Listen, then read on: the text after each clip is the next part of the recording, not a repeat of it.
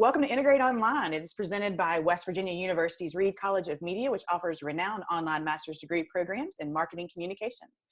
Thank you for joining us. Today we'll be discussing personal branding with Brandy Boatner, who I understand is also likes to go by Beyonce. She is the social and influencer communications lead for the global markets at IBM's corporate communications offices. And then Hugo Perez, who I had incorrectly said his name for over a year, is our chief creative strategist, and he's joining us from Local Boyd. Both of these professionals are prolific speakers, award-winning digital marketers with extensive careers in developing brand stories. We're so grateful to have them with us today. To start, since this is a discussion of personal branding, I'd like to take just a couple of minutes and ask our panelists to share a little about themselves and their personal brands with our audiences. Brandy, you want to start us off? Definitely. Thanks, G. I appreciate it. So hi, everybody. I hope you are staying safe at home. You are sanitized and most importantly, sane during these times. I am super excited to be here with you all today. Gia mentioned I go by the Beyonce of the business world. Now, please understand, I know that Beyonce is the actual Beyonce of the business world.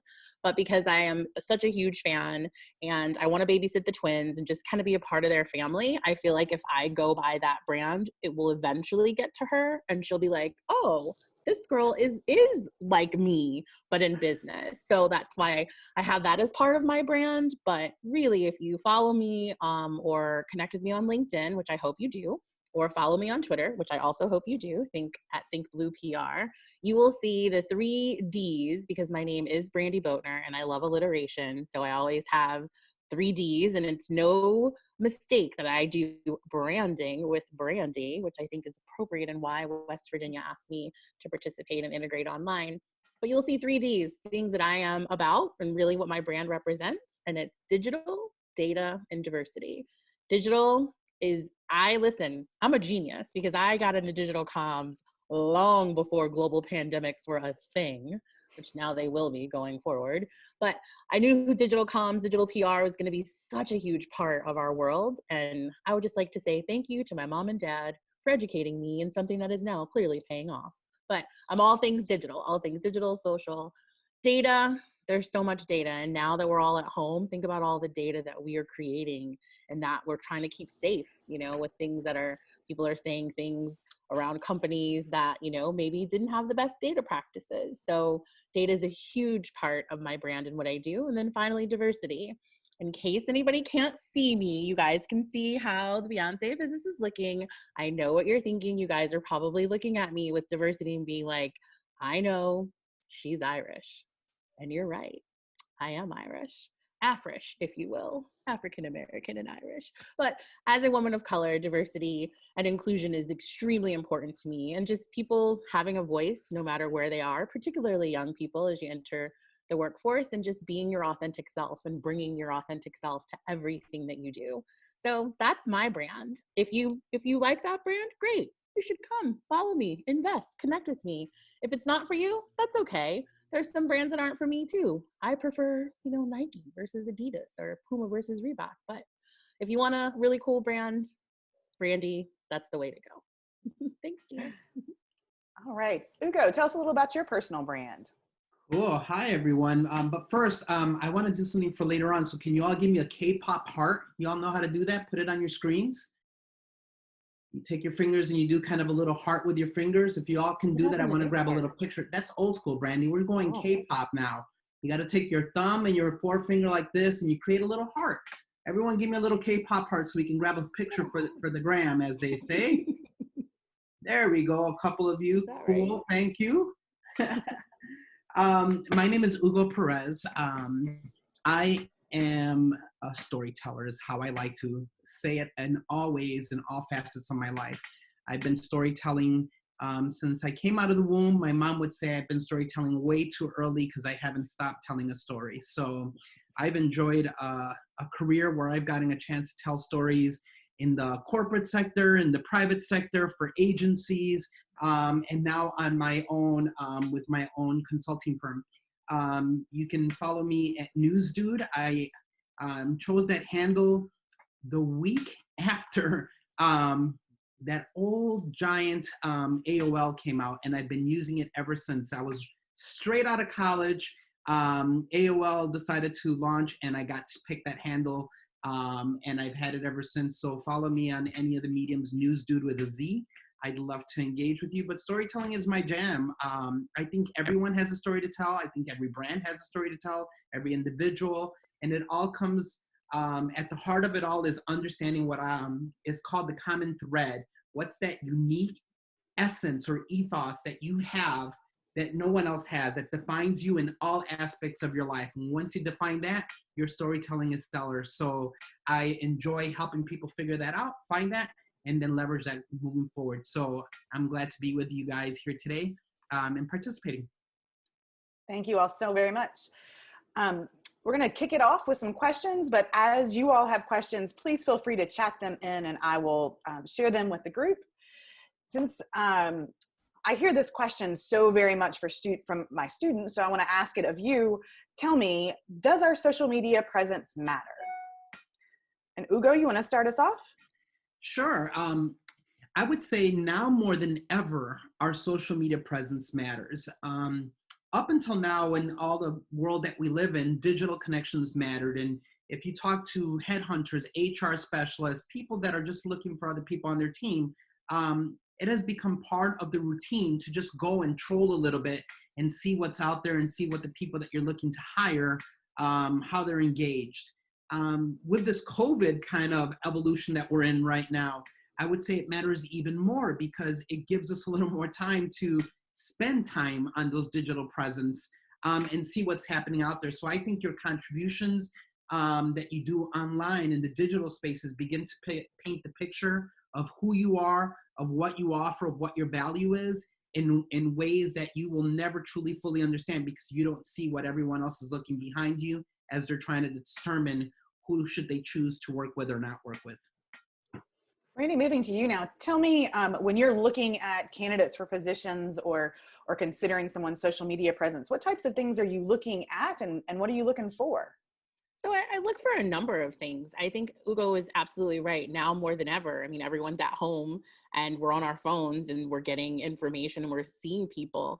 And so if I see someone give a really thoughtful article, and this is something I've been really looking at, addressing the class of 2020 or addressing college students. At first, I didn't see a lot outside of the schools. So I will give kudos to the schools for all the information. But outside of the schools, I didn't see a lot of articles coming out about what to tell college students at this point. So then when I started seeing them, when people were writing, the first thing I was like, who is that person? Who are they?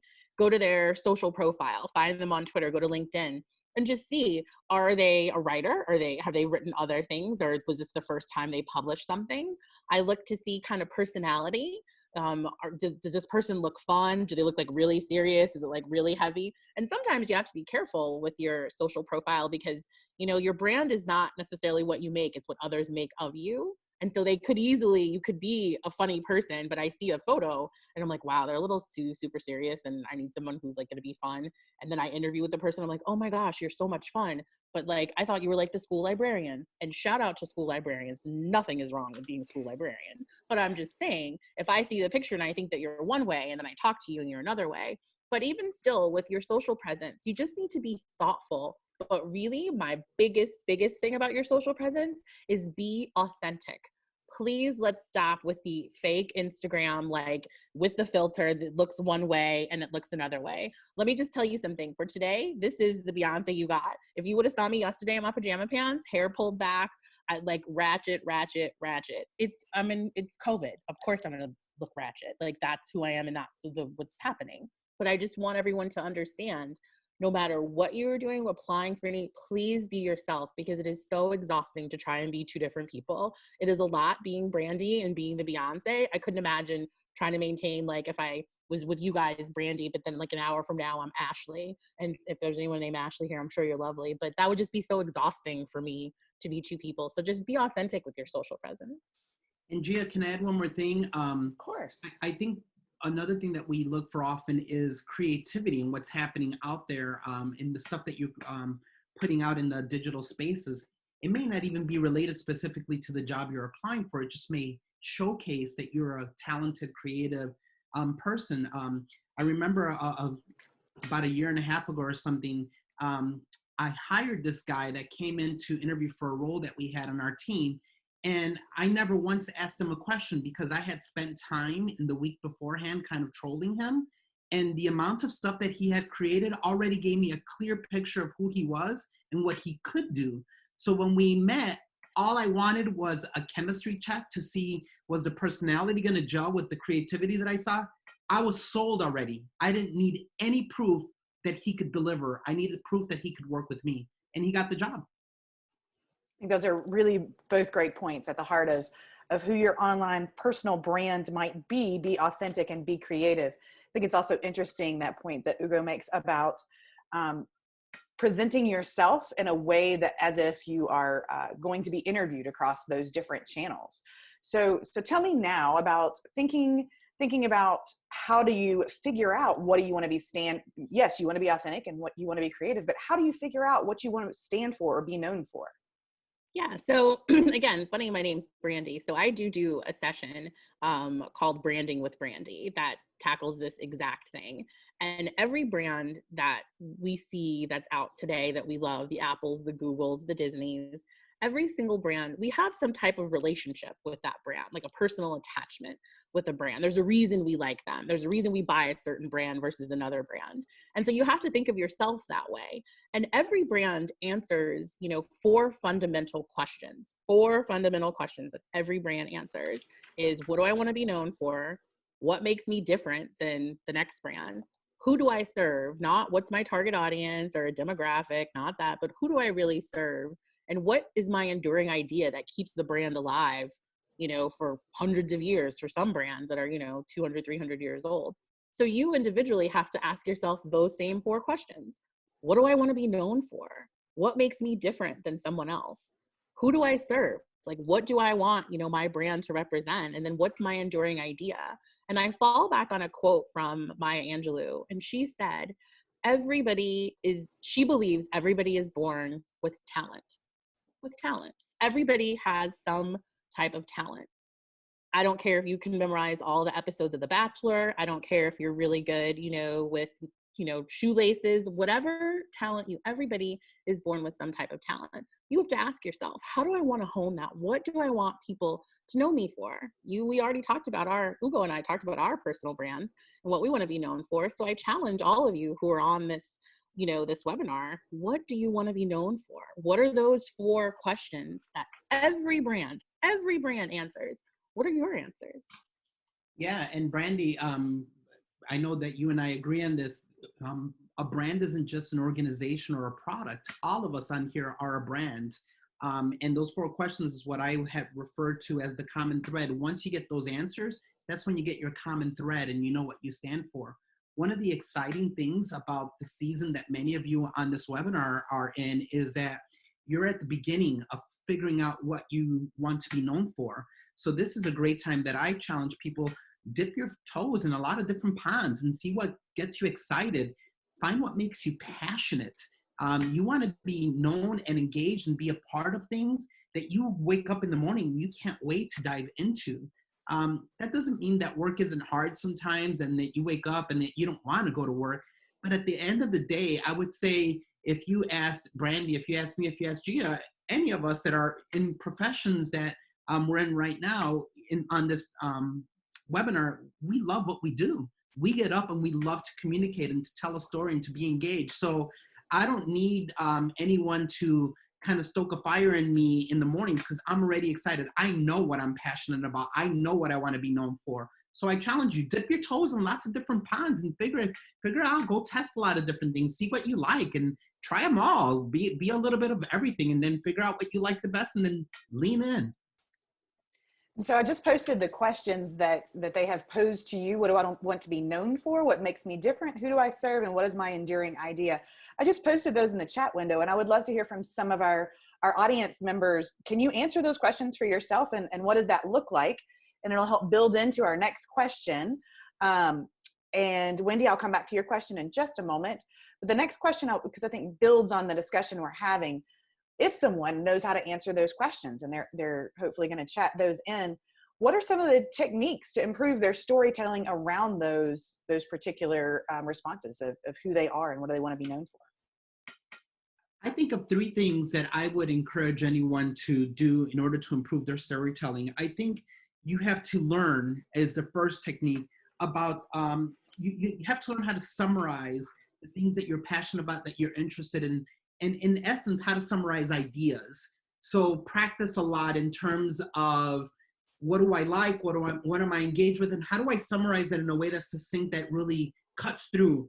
The second thing is, I think you need to engage. You need to engage in lots of good, robust discussions and conversations and spaces that allow you to really expand your interests, your knowledge, your ability, your opportunities. Just be a part of lots of different things, whether that means reading, seminars, volunteering, whatever it is. Engage so that you really get kind of that back of the brain knowledge where it comes out naturally. And then the third thing I would say is write. Learn how to write as often as you can in many different ways, and again, encapsulate those ideas that you're about. So learn, engage, write, great ways for you to keep practicing on how to build and hone in your storytelling. Brandy, same question to you. What techniques do you recommend for improving storytelling? So I always like to tell, like, going back to, authenticity is such a huge point for me. So I'm going to keep going back to that, and forgive me if you hear it, because I really want everyone to just, live their best life, but really live their life, not someone else's. So even when I think about storytelling in your brand, a lot of times we find people who are having a brand that they think someone else, or that they think their family, friends wants them to be, as opposed to who they really are, or doing things that will appease to other people and not necessarily themselves. So one technique is, you really have to, honestly cut the bull and get really real with yourself. Right now is such the time to get really real with yourself. And let me tell you, we're our own worst enemy. We are our own harshest critic. And so sometimes it's not that easy to get real with yourself. You know why? Because we spent so long pretending to either be someone else or do something else for someone else, not ourselves. And so if you really want to tell a good story, you're gonna have to dig deep and literally cut all this nonsense out. Dig deep and say, what am I about? What are my values? What do I want to be known for? I don't want to hear the fluffy version of what you want to tell your parents. I don't want to hear the fluffy version of what you think you have to do to fit in with your friends, because if they were really your friends, they would take you as you are, good, bad, and ugly. So if you're looking at storytelling techniques, again, really be real with yourself. I find that when I interview sometimes, and I can tell when someone is giving me a scripted answer or trying to play off what they think I want to hear, I'm sorry, I don't have time to try and dissect all of the things that you're doing right now for yourself. When you've gotten yourself together and you are ready to tell me who you are as a person, then we can talk about this, because I can't work with fake people. I don't know about Ugo, but I'm not going to hire somebody and you're like a totally different I don't have time for it. So I would say one of the techniques for your storytelling, you got to get really real with yourself so that you can be the best version of yourself and tell the right story. Yeah, and Brandy, I agree with you 100%. And I would say in today's workplace, especially as communicators, the exciting thing that I continue to see everywhere that I work with is that companies are not just hiring a person because, hey, he's the PR graduate, or hey, that he's the UX graduate. They're looking for well-rounded people that can present themselves well, that have a way to articulate what they stand for, what they believe in, what they're excited about, what they're passionate about. All the skill sets that you can add are fabulous, and add them. Those are great, but learn how to present you, how to be comfortable with you, how to be articulate about you. And then those other things just become bonuses that flesh out the talents that's behind who you are. 100%.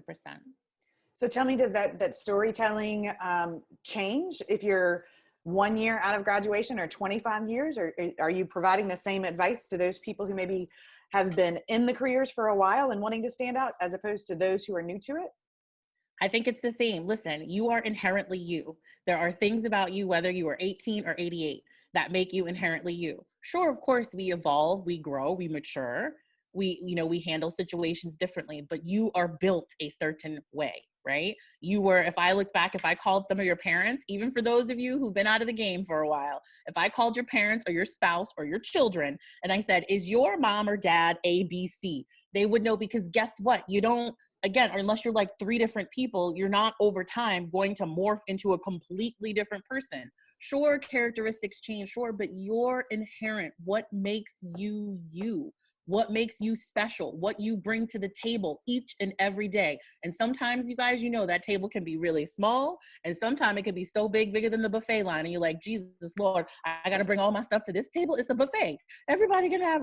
It's hard. It is difficult, but that doesn't change who you are. So I don't care if you're 18. I don't care if you're 28. I don't care if you're 38, 48, 58. There are things that make you uniquely you. I want to see those things. You have experience, you have, education, you've gone through, you've just lived life. 18-year-olds have lived life, not that long, but y'all out here living life. Look at TikTok. Those children are out, y'all are out here living on TikTok. So regardless of what you're doing or that's what makes you you. So no, I would say the same thing. I don't care if you're 18, I don't care if you're 88, I'll give you the same advice. And a little practical add-on for those of us that are older and have been around the block a little bit is you might have to refresh a little bit of the tools and the spaces that you share your story, because maybe you haven't been a part of those stories. Brandy mentioned TikTok. If you're, been around the block a bit, I'm not necessarily wanting to see your woe on TikTok. But if you want to hit that whoa? But can you hit it? Well, maybe Brandy's I do. Hit it. But it's things that are additive to your story, particularly if you're trying to get a job. So in a particular industry or field. So don't be afraid of jumping onto different channels and expressing ideas in new ways and trying them out. Just be authentic to you. And the reason I mentioned the whoa is I have friends that are, in their late 50s that are trying to do every TikTok dance. It's kind of funny for me, but it doesn't really reflect who they are. If they were out there doing the bus stop, I'd be, all right, now I got you, because that's who you are. Be you and be okay with it. Be the best bus stop. Have all these TikTokers following your lead instead of you following theirs. Looking through the faces, and they're like, what's the bus stop? Look it up, Wikipedia. Lovely line dance. Lovely line dance. And I can't help, the educator in me wants to throw out a little practical advice in this discussion as well. I know a lot of times students are like, I don't know what makes me me or what makes me uniquely me. And if you're having a hard time getting that dialogue going in your head, ask 10 people that know you well. Ask your best friend, ask your mom, ask whomever. Say, hey, tell me how you would describe me to someone else, and use that as a way to start generating a little deeper thinking to find that authentic you. Because maybe you have tried to be a chameleon and blend into every space, and you're trying to really stand firm now. And yeah, that might be it's not as hard as it sounds in some ways. You're not trying to invent something that doesn't exist. People will see and be able to tell who you are. It's not like, whoa, all of a sudden this person is this amazing thing that no one ever knew about. No, you've been you. People know, people can help you. Yeah, but like Ugo said, you've been you, but we have to be better at promoting ourselves. Yes. What is so hard for people, and I find when I do my branding with Brandy, it is so difficult for everybody who goes through my workshop. It's hard for them to talk about themselves, or it's hard for them to see themselves as they truly are. And it makes people uncomfortable. I've had people in my workshops cry. I've had people yell and scream at me. I've had all kinds, because it's so difficult for them to talk about themselves, promote themselves, be their own cheerleader, be their own, publicist. They're like, why are you doing this to me? And I said, I'm not doing anything to you. I am doing this for you. I am trying to help you see all of the wonderful attributes and all of the wonderful characteristics that make you so amazing. Whether you believe that, that's for you and you to deal with. I believe it and I know it. That's why I do the workshop, because I know the people. I have very smart, very capable, very amazing people, because we're all amazing, that either somehow forgotten what makes them uniquely them, or it's uncomfortable for them to talk about or see themselves as a brand. But you've always been you. The thing is that you guys, we've got to be better at promoting ourselves and talking about ourselves and celebrating ourselves. Why not? Why can't I celebrate Jordan? Why can't I celebrate Cassidy? Cassidy, by the way, shout out. Was that your daddy? Shout out to him. girl, shout out. I saw him. He tried it. But what Cassidy's got to just come and Zoom bombing, just coming on. Be who you are, but be okay with showcasing that for the world to see. Yeah. So great advice. I'm going to switch gears a little bit because we've got several questions in our feed related to the next question in our lineup. So my question is, can you talk to us about some ways to stand out in the digital job hunt? And if you would, in your discussion, spend a little bit of time talking about resumes and how to make them stand out, or if they're looking to change from one career to another, how does that play into the job hunt? Sure. Ugo, I don't know if you want, but I'll start. So let me give you guys one piece of valuable advice that was given to me by my former CEO of my company. Your ability to learn is your greatest competitive advantage. I'm going to repeat that because I want you all to really take this quote to heart. Your ability to learn is your greatest competitive advantage. If you want to stand out, particularly now when unemployment is at an all-time high, all kinds of things are happening in our world. If you want to stand out, learn a new skill.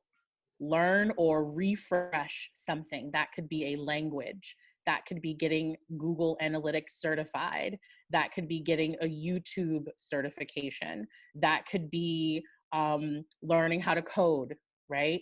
Regardless of whatever the hot skill is, your ability to learn will always, always be your competitive advantage. So now when we have the time, all we got is time. Yes, I understand you guys are taking classes and we're still busy. I'm working, Ugo's working, Gia's working. Like, we're all still very much working, but I am learning a new language. I already knew one coding language, and so now I'm trying to build a chatbot, and writing lines of code is difficult, but I'm learning. My brain is continuing. So if you're trying to stand out, to Gia's question, skill building.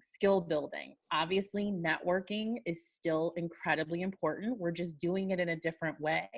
And the beauty that I want, especially those of you who are graduating or who are in college right now, the beauty about what's happening in these very unprecedented dynamic times, trust me, I understand things are sad. People are losing their life. I understand that. But one of the beautiful things in this is there is no handbook written for how to deal and how to emerge from a global pandemic. Okay. We look at what happened with the Spanish flu. We look at what happened with the bubonic plague. Was no internet, was no any of that. You all can write your story. And Ugo is telling you what are the best ways to do that. He gave you 3 tips on how to do that. But you can use this just literally dynamic, fluid time to emerge a better version of yourself. You have some new skills. You've learned something. You work a different way. You've become adaptable. We are all digital now because we have to be, but honing that skill. But just like I said, if I leave you with nothing, my advice is just your ability to learn. So that's what makes you stand out. And really what can you do differently during this time that no one else is doing? I'll just give you an example. I think I have read every article written about how to work from home. Every single person on the planet, every reporter on the planet is going to give me 6 tips, 7 tips, 8 tips, 10 tips, how to work from home. I get it. We get it. We get the how to work from home. But what else? Is there something else in working from home? Is there somebody that's going to tell me about interior design working from home? Is there someone that's going to tell me, hey, here's, a great work from home playlist, or just something different than here's what you can do working from home. We all have seen it. But what are different things? That's the same thing for you and your brand. How do you see things differently? And right now, this is a moment in time that you can really embrace and emerge from this moment in time, this historic moment in time, better version, and coming out with skills and literally ready to tackle the world when we return to whatever the normal will look like. It's going to be different, but whatever it looks like, you will be different and you will show others that you're different. You're here. I love that. You're here. I can't agree more with the idea of always learning and adding to your skills. let me add a couple of other thoughts too, though, on other things that you could do to be prepared in this space and in this time and use this opportunity. I think um, own your talents and your skill sets and your abilities as you're going out there into the workplace. There's no need to apologize that I know this, but I don't know that. Lean on what you know. Don't worry about what you don't know. Highlight your positives and make sure that those positives are really, really good. And own those and lean in. I can't tell you how often I meet with someone whose first lines of conversation with me when they're looking for a job is, oh, I just don't know how to do enough of this, or I'm not good at that. Good golly, you're defeating yourself even before I have a chance to consider what's going on. So lean on the positives of what you have and make sure that those are well defined. When it comes to your social profiles, particularly LinkedIn, make sure that it's clear and defined on what it is that you do and what your experiences are. So your headline, most of you, if you're just emerging in the workplace, are going to say, I'm interested in. But I would challenge you to think more of defining that headline about what you are currently good at. So maybe it's talented writer looking for an opportunity, or maybe it's a web coder with 3 different languages that you can define in web coding, or maybe it's a strategic thinker with 5 years of experience looking for that. Any of you that are in the game for a long time, all your headlines should be about your skills and abilities. If you're not doing that, you're shooting yourself in the foot, because what defines you is the skills that you've been able to build and the experience and the opportunity to define that. So line by line, if you want an example of this, go on to my LinkedIn profile. Every line of my resume, every experience doesn't say I was the head of this or I was the director of this. It says what I did, literally, so that, and here's why this matters. There's a lot of web crawlers that are being used by HR departments now and headhunters, and all they're looking for is keywords, and they're picking out resumes and dropping them in based on those keywords. If that keyword is in the headline, all of a sudden you have a higher opportunity to be pulled into that pool of people that are being considered. I would say the last thing is for your resume as well. As you're defining your resume, particularly those of you that are emerging into the marketplace right now, your opening paragraph about what you've done and what your skill set and what you bring, I think is really important, because as I'm reading through resumes, I'm trying to see what's going to stand out to me. And if I'm seeing that you served for 3 years at Starbucks and then you worked at, the local Piggly Wiggly or whatever, okay, great, awesome. But why should I hire you as a communicator? What do you have? What have you brought to the table? So in that opening paragraph, when you can say, I took influencer marketing, which you should at West Virginia University next time it's offered, or any other of the many courses that we offer, and you define the different skill sets that you've been able to do and get trained in and get ready for, all of a sudden, I'm looking at this as a person that's reviewing and saying, here's someone that has potential qualities and skills that I need for the job that I'm hiring for. So sell yourself, people. Own what you have. Put that positive foot forward. So I'm gonna, again, I can't help myself. I just want to add one thing to that. A lot of times when I'm working with students and they're trying to accomplish what you've proposed with the resume and the LinkedIn profile, or trying to figure out how to present their skills on a resume. So looking at this as an opportunity to get some certifications that you can then list as skills, looking at this as an opportunity to go through job descriptions of jobs you would want and cull through those and see what words are popping up over and over again, and update your resume by integrating those words for the jobs that you want into those things as demonstration of things that you've done. So just a couple of tips there. For a long, long time, and even to this day, I always have in my G folders, in my Google Drives, varieties of my resumes that are tailored for different industries. I'm not necessarily always looking for a job, but I'm ready if I need to. If a job comes up that I'm interested in at some point, I have my healthcare focused resume that highlights my healthcare skills, or my consumer one, or my telecom one, or my whatever it is. It's all tailored to hit those jobs that you're talking about. We should all be doing that. That's part of your job, folks. If you're out there looking for a job, make that part of your full-time gig. Every week, update your resumes, have varieties, and tailor them to where you're trying to go to highlight the skills and the talents that you have.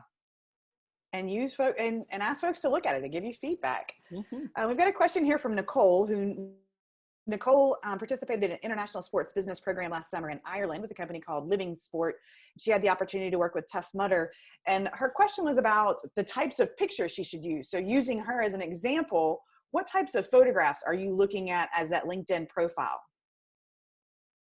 Well, LinkedIn's a professional network, right? So even if, I don't want to see a picture of you, if you're an athlete, say a volleyball player or in like a, bathing suit or, the volleyball shorts, it's LinkedIn. Save that for like Instagram or Facebook. But I think for LinkedIn, since it is a professional, do you have a professional headshot?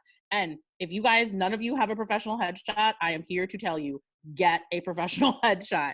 I don't care. Get a portrait, get something, make a small investment, ask your parents for Christmas, get a professional headshot. It does wonders for your brand. So I would say for LinkedIn, if it's sporting, did you take any pictures, maybe action shots, but not necessarily action shots where you're not, you have on various clothing or you're in Tough Mud or you're like dirty of like all the mud or whatever that they do with but just, do you have something, maybe you standing outside of the facility or just something that says, oh my God, that girl, I want Nicole to come work on my sports team. And IBM, we do have sports and entertainment team because I like the way that she looks. She has international experience because we are an international brand, but I need something just like with any relationship, you guys, we live in the right swipe, left swipe world. We know right swipe means you like it. Left swipe means you don't.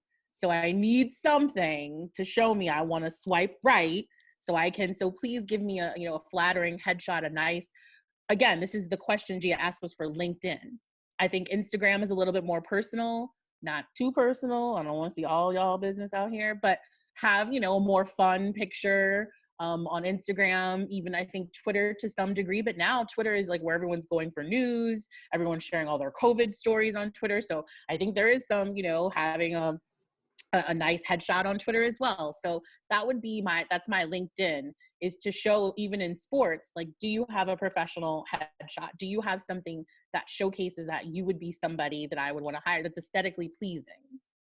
Yeah, and I would add on the header image, tie that into your area of passion or expertise. Absolutely. So if you are in sports, maybe there's a sports photo that looks kind of more professional-ish that you could put on your header and then have your avatar be your headshot. And by the way, if you don't have the money right now for that headshot, which I agree, you should get a nice looking headshot. You can take a picture against a white background, give some space, and then use something like FaceApp to fine tune your picture to make it look good enough that you can put it up there until you can afford something or engage with someone that can help you get a nicer looking one professionally done. Mm-hmm. And I will say that if you're at an integrate event hosted by WVU's Reed College of Media, oftentimes they will provide headshots as part of their service, and organizations on your campus may. I know WVU's chapter of PRSSA has done headshots for their members as well. So let's move on now to Walgreens and do like a passport photo of passport photo. They make you keep a straight face. Yeah. They do. It looks really serious. It's like, it does. Mine looks like a mugshot. It's terrible. I'm never getting across the border. I mean, right now I'm not, but ever again. So Catherine asked, and this is a question that I am very excited to hear you all get some feedback on. And I've got a question from Catherine and a question from Nicole Tobias, so a different Nicole, sort of in the same vein. Students are really anxious right now about internships and jobs and getting experience while all of this is going on. I know lots of folks are looking for, or lots of students are looking for virtual internships or virtual positions, but there's not a whole lot available. So how do they get experience, and what advice do you have for them looking for jobs and internships? Look, this is an exciting time for me for that question, because here's the deal. We're in a world right now that needs creative, talented people to help. Volunteer, my friends. Find your local organizations that need something and offer to provide those services, and treat it like if it's a job. Treat it with respect and the credibility that you would bring if you were being paid for that, and organize yourself on that and give them everything that you have learned and know how to do. I'm sure you can go out in your community and find 100 different organizations that would love it if you called and said, hey, can I write press releases for you? Hey, can I help you organize, that strategy? Hey, can I, do an influencer project for you? Whatever it happens to be that your talents are, volunteering is a great way for you to build up internship-like experience as long as you treat it with respect and credibility, like if it's an actual job and not just something that you can fluff in and off on whenever you feel like it. That sounds so very on brand for how Emily Zakonis described herself earlier. Same question for Brandy. Talk to me about advice you have for folks trying to get experience or looking for jobs or internships during this crazy time. Absolutely. So I agree with the volunteering, but also too, you don't have to have an internship to get experience. I think students need to realize that we do, and most professors do want you to get experience with an internship, but you don't necessarily, that doesn't automatically equal experience. So a lot of students I find are in extracurriculars or are in like clubs or student organizations, whether that we know PRSSA is not a club, is a pre-professional student organization, or you're in student government, or you're in a sorority or a fraternity. If you're in one of those organizations, and even if you don't have a role, like you're not a committee chair, you're not the head of something, you do something with those people in that organization, right? You might have helped plan a party, you might have helped secure funding, you might, whatever it may be, you got experience within that student organization. Put that on you don't have to have an internship to do that. It's like what you do. Some of you might come from big families, and Catherine Blank, I know you asked that question. I don't know how many people, if you want to tell me in the chat, how many people are in your family? Do you help plan family vacations? Do you do, are they the ones that they come to you for the Secret Santa at, the holiday time? Or do you help your mom? Like, do you do stuff with your family? I hope you tell me you do stuff with your family. But even with some of the experience that you all have at home with your family, that's experience. Like there is no handbook that says experience must be gotten from the job market. If there is, please show me where that is. I have not seen it.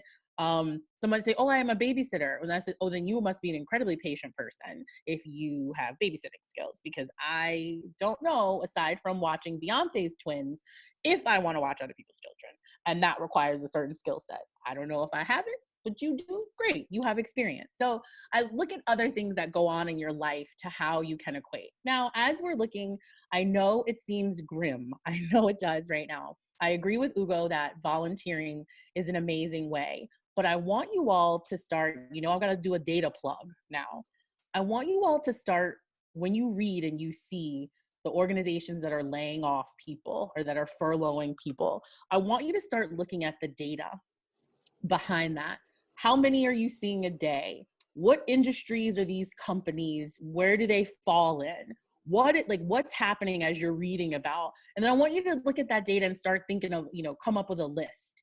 Is retail really having an issue right now during the pandemic? Is it the service industry? Is it consumer packaged goods? Is it who is having issues right now during the pandemic? And I want you to look at that data and say, you know what? They're either going to need, when we return to normal, this industry is either going to need people, or the ones that aren't on the data that I've compiled, that's where I need to be, because they are clearly navigating this pandemic.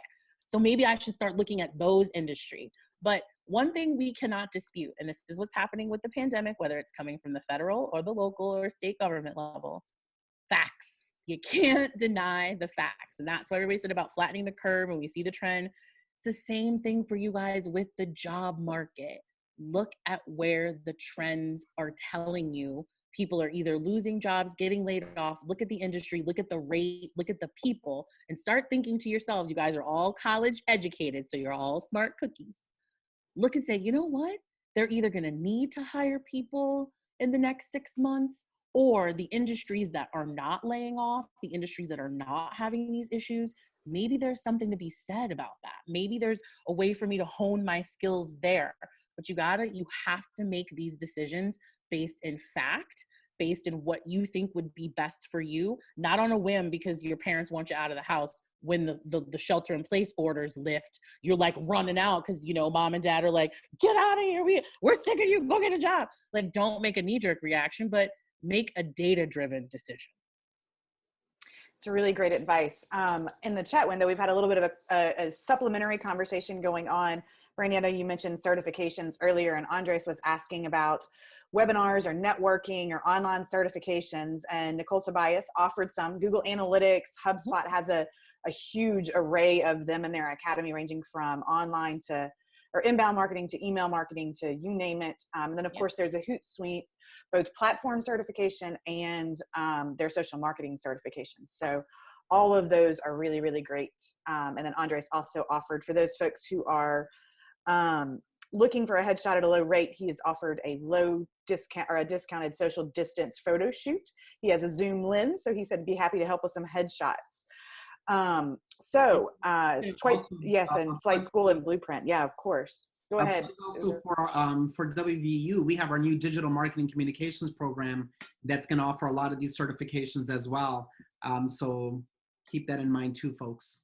Yeah, and for those of you who do not know about that program, that is a one-year program where you graduate with a master's and numerous digital certifications. So it's something to look into. Ryan is on the chat, or at least he was on the call a little bit ago. I'm asking him if he'll put his email address into the chat window. So if you're interested in learning more about the digital marketing communications or the data marketing communications, which Brandy was just talking a lot about data. We have a 2-year program in data marketing, and then of course the integrated marketing communications program.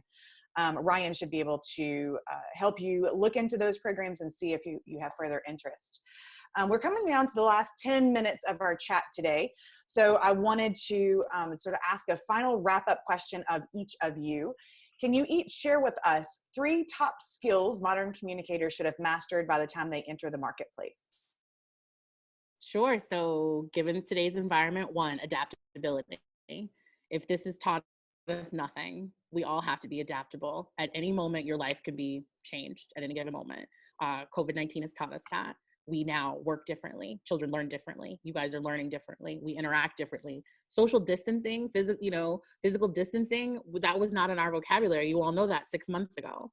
Emily's economist and I were together like a month and a half ago. If you would have said to me and Emily a month and a half ago, you guys are going to have to practice social distancing, I don't know about Emily, I would have laughed my ass off. I'd have been like, yeah, right. Me and Emily, girl, that's my girl. We hugging, we over here, we kikiing. I would not have thought anything like this would have happened, right? So adaptability. If you cannot be adaptable or flexible in a situation, particularly in communications, particularly in a crisis, particularly just dealing with people, this may not be the field for you, okay? Like, I'm sure you think it is, but if you are not adaptable, this may not be the field for you. Second, you have to be a good writer. You just have to be able to write. Preach. I know we like emojis. I know we like IDKs and OFCs. I know we love to do that. That's not going to work in the professional world. I would say 60 to 70% of my day is spent writing emails, writing budget proposals, writing crisis messaging. I had to update. We have a whole like Corona update messages that we refresh probably like every couple of days. I spent last night and this morning redoing it again.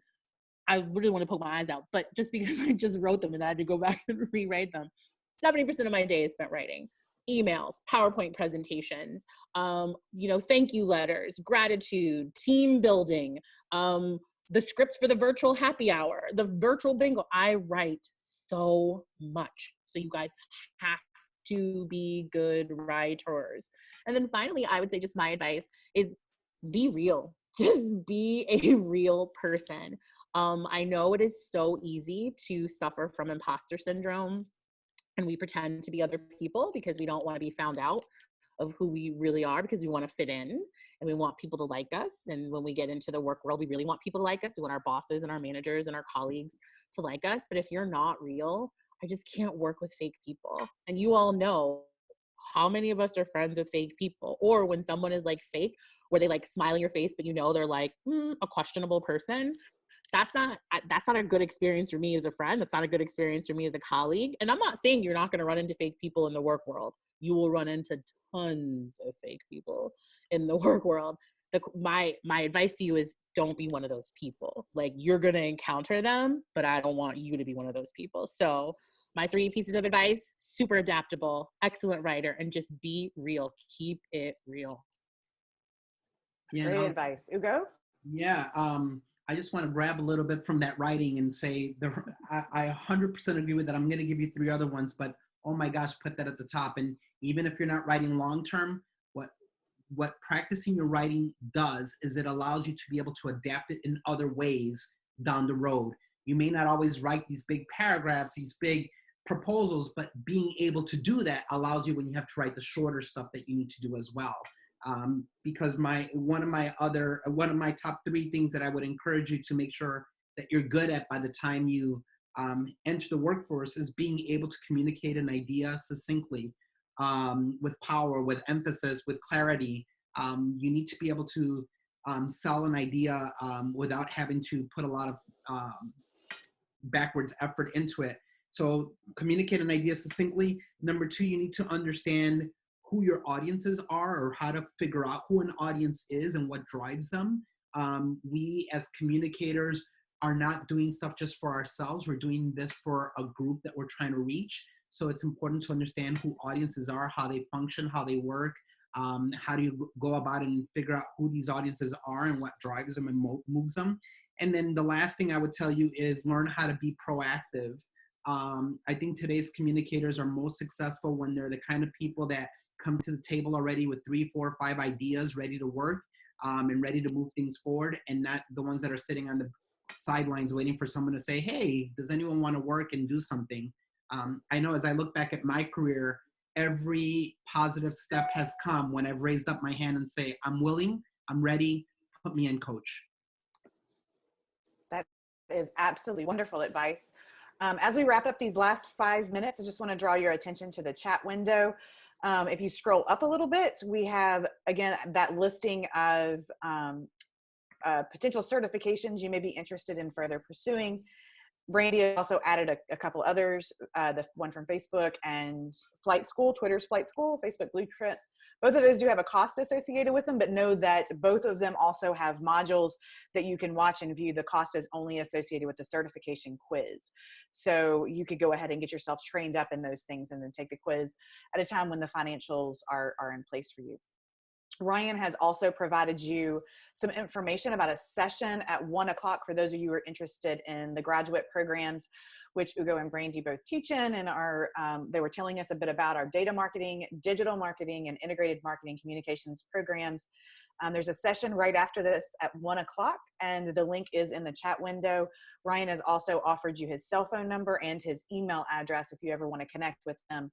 He is the expert on those programs and can help you navigate that decision. Brandy's also generously offered to connect with anyone and answer any questions they might have.